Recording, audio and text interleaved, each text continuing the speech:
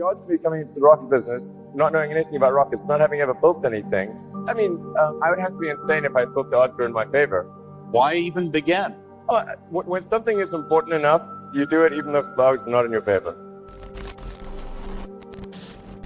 I gave basically both SpaceX and Tesla from the beginning a probability of less than 10% of likely to succeed. In the beginning, I wouldn't even let my friends invest because I don't want to lose their money. I'd rather lose my own money. We almost did die at SpaceX, actually. So I budgeted for 3 flights. Technically, I did have a plan where I had the money from PayPal. I had like about 180 million from PayPal. And I thought, I'll allocate half of that to SpaceX and Tesla and Solar City, and that should be fine. But then what happened is things cost more and took longer than I thought. So I had a choice of either put the rest of the money in or the companies are going to die.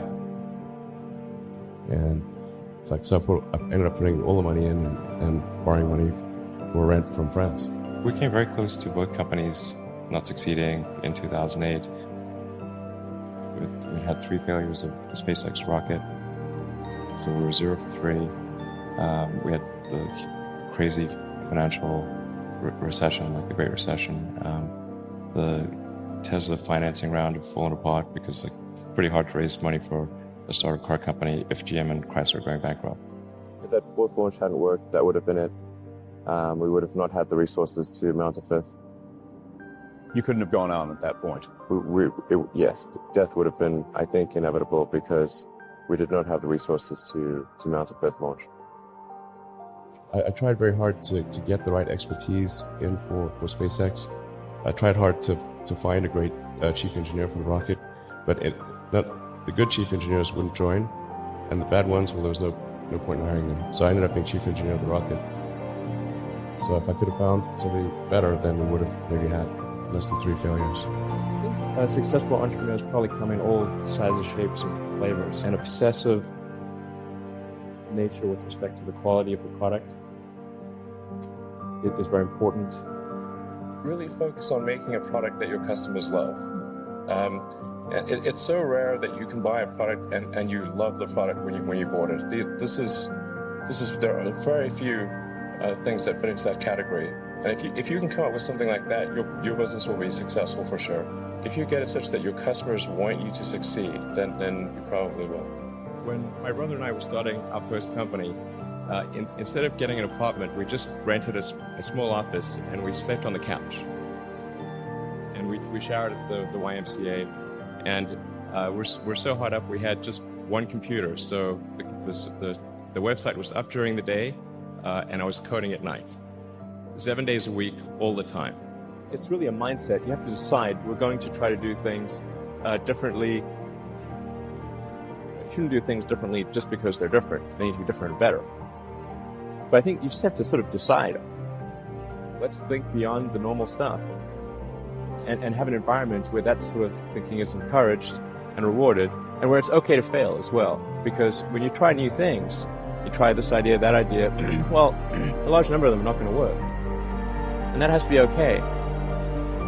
If every time someone comes up with an idea that has to be successful, you're not going to get people coming up with ideas. Just showing up is half the battle.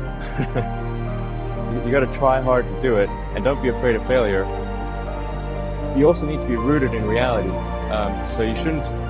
It's easy to get high in your own supply. You've got to not be afraid to innovate, but also don't delude yourself into thinking something's working when it's not, or you're going to get fixated on a bad solution.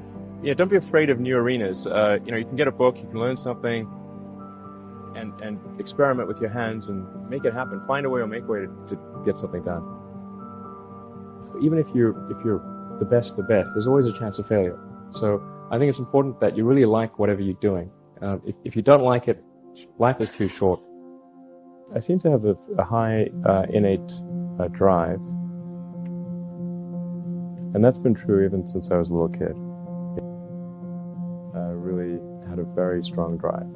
Did all sorts of risky things when I was a kid that why did I do those things? They're crazy. One of the things that I remember most from my childhood is I was I think 6 or something, maybe around that age.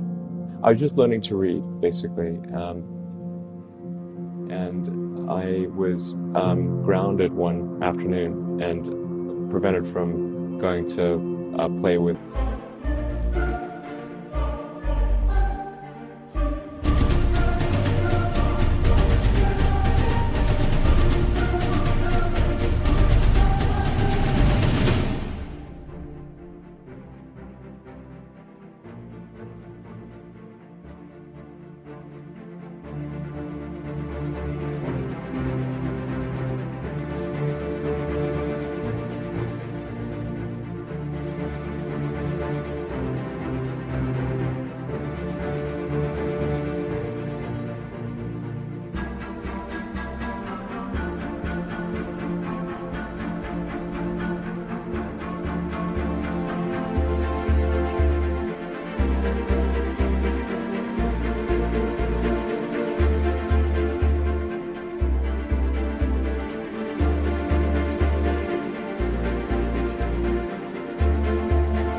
My cousins who lived on the other side of town, and I disagreed with this, so I escaped from my nanny and walked across town, and I could barely read the road signs. So I mean, in retrospect, this was obviously a very foolish thing to do, because something terrible could have happened to me. I could have been kidnapped or run over or something like that. But I was so determined to go play with my cousins that I basically walked clear across the city, the capital city. My mom got really freaked out because she saw me, just as I was getting to my cousin's house, she saw me walking along the sidewalk and flipped out because she didn't know how I got there. Then I saw her and I ran and climbed up the tree.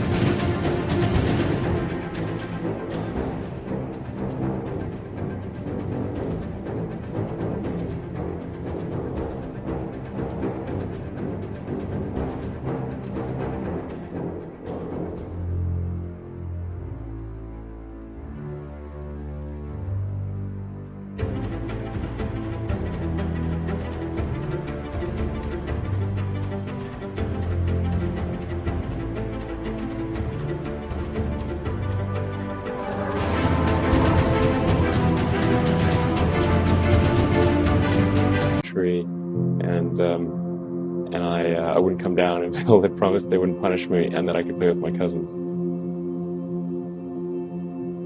I think my sort of drive to get it done is somewhat disconnected from hope, enthusiasm, or anything else. I actually just don't care about hope or enthusiasm, motivation. I just give everything.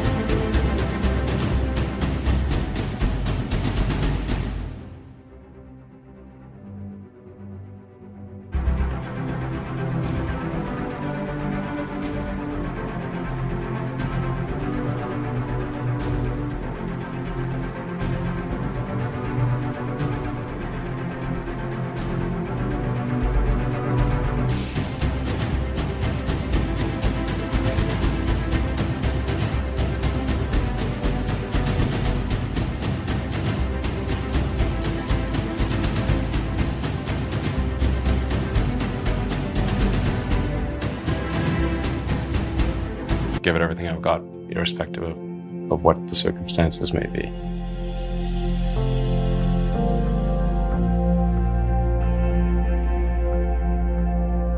People tend to overweight risk on a personal level. It's one thing if you've got, a mortgage to pay and kids to support, and that if you were to deviate from your job, that, well, how are you going to feed your family and pay the rent and okay, that's understandable.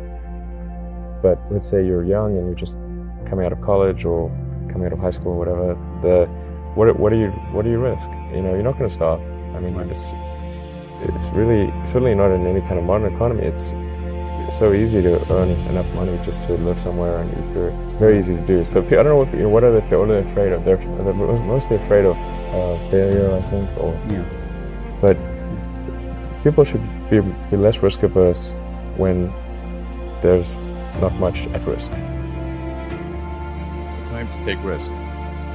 You don't have, you don't have kids. As you get older, your obligations increase. So and once you have a family, you start taking risk not just for yourself but for your family as well. It gets much harder to do things that might not work out.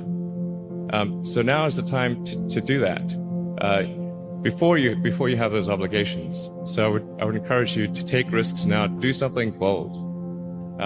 You won't regret it.